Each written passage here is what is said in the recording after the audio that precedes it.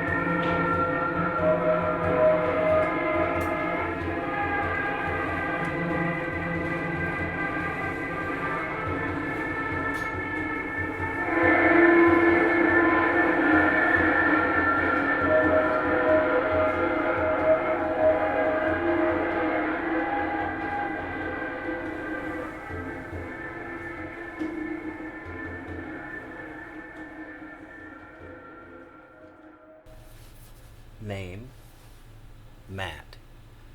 Last name, I don't know. Himes. Himes. Himes. I go by Matthew too. Matthew. Himes. Matthew Himes. Yeah, that's okay. me. Then I know you as Shep and Me. I did perform. That was my introduction to your work. Which would have been like 15 years ago. Right. But through like the vast research that I'm able to accomplish, you did work before that.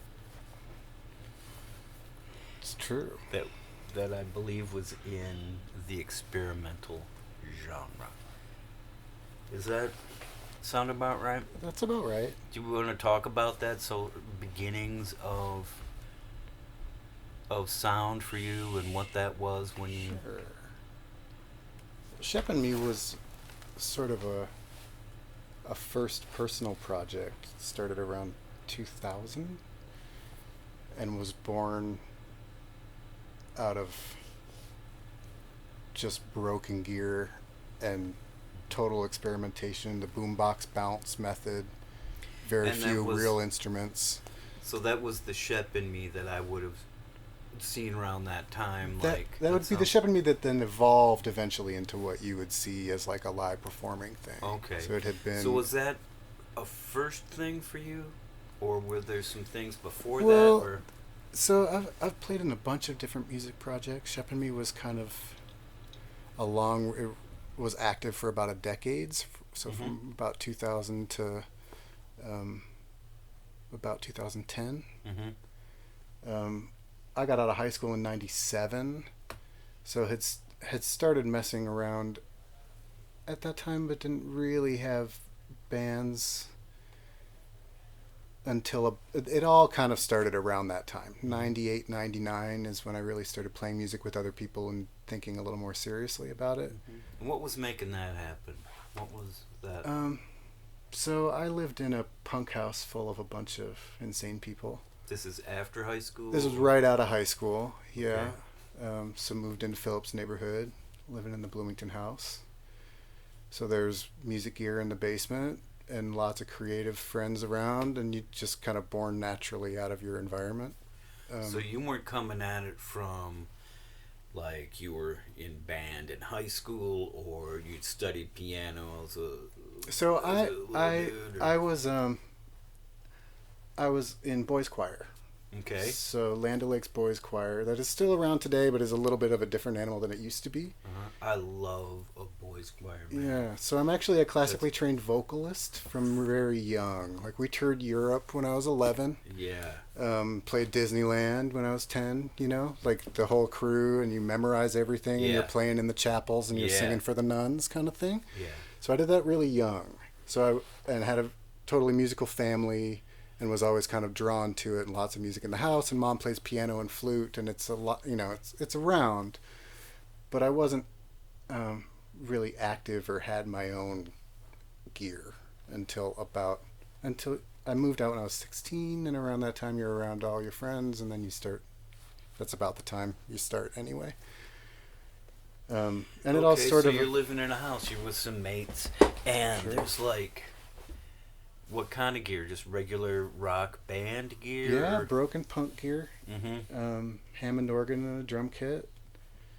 Really junky tape machines. Lots of handheld tape recorders and like JCPenney catalog instruments, which I'm still a huge fan of like the Barclay and Kay and that kind of like cheap but solid era. The Dan Electro guitar was part of that. Radio Shack gear. Yeah. Just like cheap stuff that's around, and having zero music theory and just playing by ear, and kind of focused on drums really as the thing that got me excited about music. And that's what I've played the longest, probably, of like thinking seriously of playing an instrument. Are you talking like a full kit? Trap kit, yeah, like a full kit. Yep. Yeah, that is such a solid, dreamy feeling to sit behind a kit that's, has a little bit to it. I love that feeling. Yeah, it's and so I fun. got nothing. I have zero. But it's still, aptitude. but you still have fun. It's fun. It's high level. For yeah, me. it's really fun. Yeah. So I was drawn to that and played drums for a long time, but so you were so it wasn't coming from like a musical training.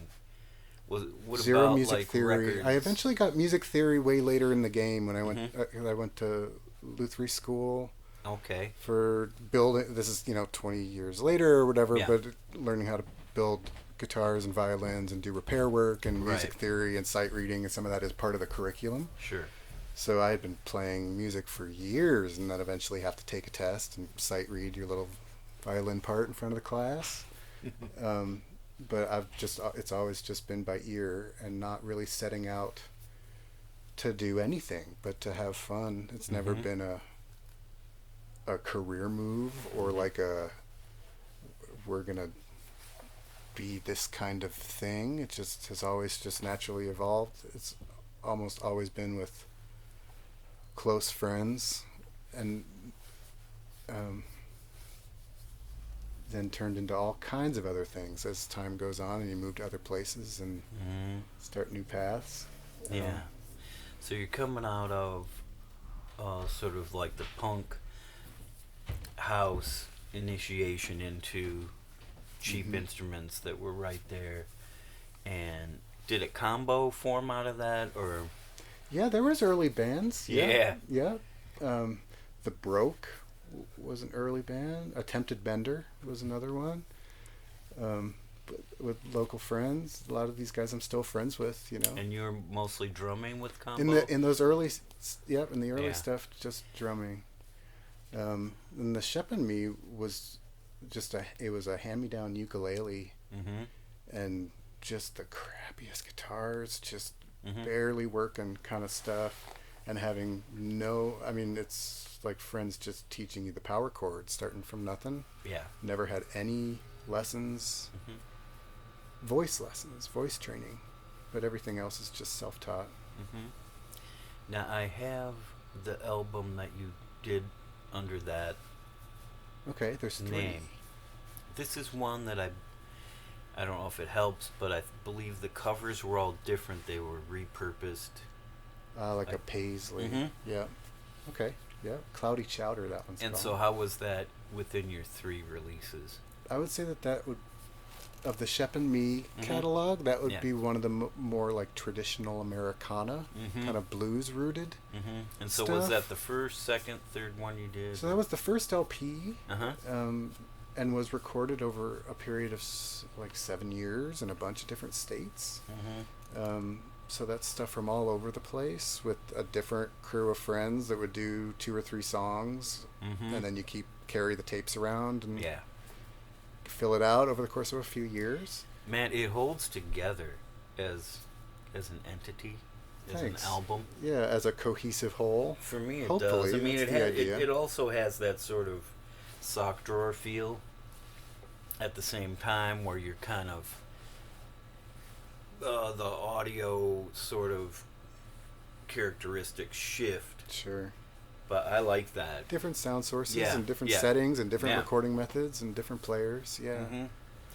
And so then you ride through that, like, so you're doing vocal and accompaniment on guitar. Yeah, guitars and lap steels and banjo or kind of whatever I could get. Yeah. And it's always been officially a solo project, but then would be playing with local friends or would play shows with as much as like 4 people together, with just a big stack of songs to kind of sort through and pick. And a lot of the songs on even the later Shep and Me records are the same songs that are now 15, 18 years old and just never had like a decent version on an album before. And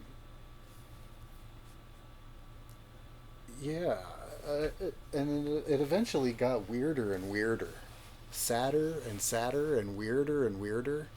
I noted that because I'd see live sets, but I only have the 1 LP. Yeah. And there was a darkness to it that was heavy. Yeah, it's a lot of that comes from a pretty dark place, and that's I would say that's part of why I kind of stopped doing it. That seemed it's a abrupt bummer on the outside. It's a like bummer to me, like all of a sudden you weren't doing that. Yeah. And so that was sort of like a self-preservation mode, like you just had to step away from that kind of work was getting too heavy. Focus on other stuff and not be quite as naked. Get back behind the drum kit, or I mean, at that would be around 2010 when I really stepped away from it. Okay. And I would say that I dove in head first into just pure experimental music at that point, and was doing like an improv trio in Pittsburgh called Hackles. It was like an electroacoustic, just pure improv kind of stuff all over the map. We played a lot of shows and just changed focus, and then kept playing drums in various bands or art punk bands and things like that. Mm-hmm. I mean, and a lot of that stuff was happening simultaneously through this whole thing anyway. Mm-hmm. Rotten Living was a band here in Minneapolis. We played quite a bit and put out records and toured and stuff with Ryan Fontaine. And what was that musically, roughly? Because I don't know that project. I played drums with Ryan Fontaine, who's still in town. He does Hair and Nails Gallery now. He played bass, and Naomi Joy played electric violin. It's kind of like an art punk band. We played quite a bit. That was sort of rose from the ashes from County Z. That was a really active art punk band. That was the same two, Naomi and Ryan, with this guy Forrest that played drums. Mm-hmm. And we shared a practice space, and the band broke up, and I joined the band and changed the name. We kept going. So that was a thing for a while. So how does it go from, for you,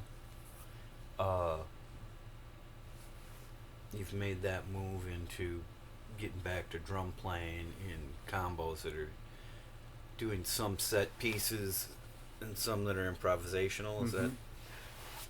Yeah, I mean, at this point, there's. I try to have both going on. Mm-hmm. An outlet in both directions where mm-hmm. you have room to play and just play by ear and mm-hmm. complement each other. And then me and Jason, who I played with tonight, are also in a rock band currently. It's just kind of like heavy psych punk, fast, heavy psychedelic rock and roll. Try to keep it heavy and hard. So a focus here, that we like to present in all its different, well, in as many different ways as we can find it, is improvisation here at the Khyber Pass. And so maybe say a thing or two about how you look at improvisation, whether it's like what happened tonight, or if you're behind a drum kit, and what is it that draws you to that, and how do you define it for yourself? Okay. Well, I play almost exclusively by ear, no matter what I'm playing.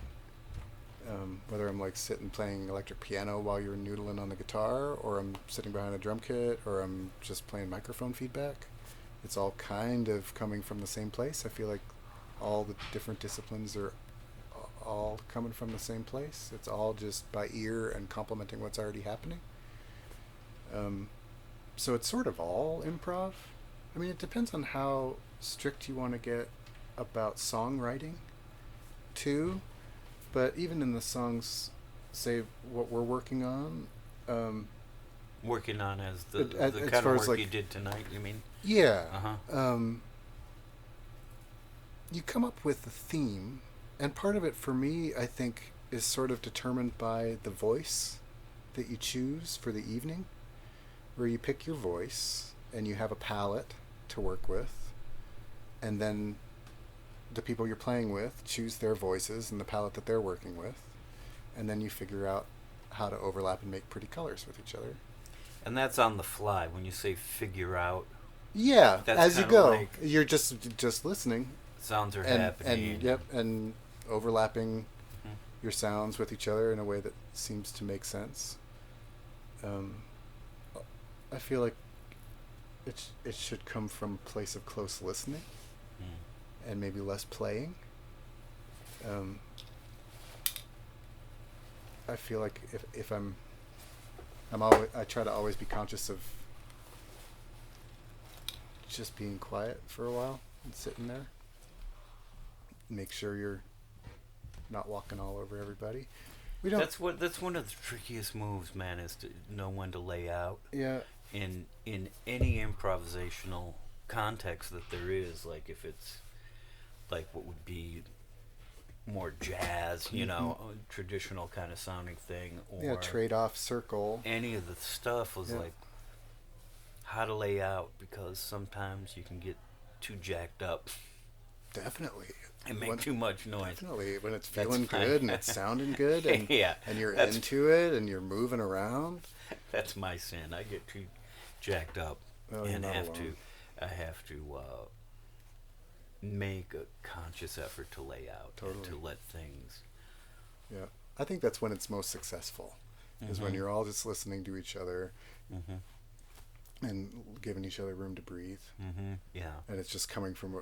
I mean, I'm blessed because I play with really close friends all the time. Mm-hmm. And these two guys I played with, Andy and Jason, we've all known each other over 20 years.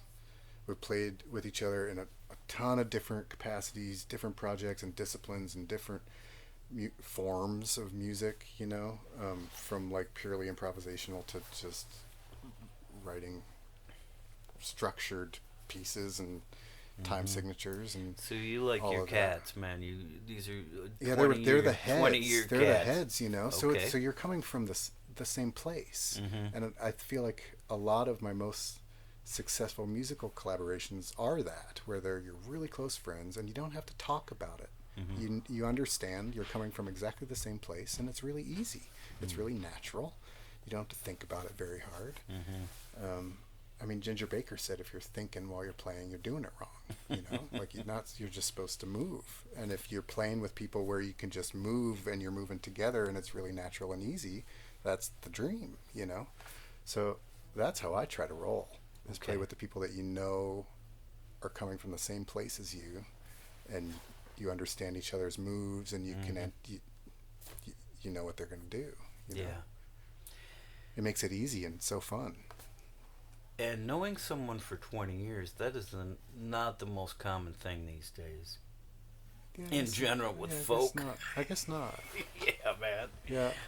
People are and like, yeah, and we've all moved around and Yeah. lived in different people towns move together. around, people and, do yeah, shit, and then all of a sudden, Yeah. but you have your cats you roll with. Yeah. Well, I'm real happy that you were willing to be part of the podcast, and we'll wrap it up. I'll just say thanks for playing tonight at the Khyber, and look forward to hearing what you come up with next, what some of your next performances will be. Great. Thanks for having me. All Happy right. to be here. Okay, that wraps it up for this week. Khyber Pass podcast. Okay.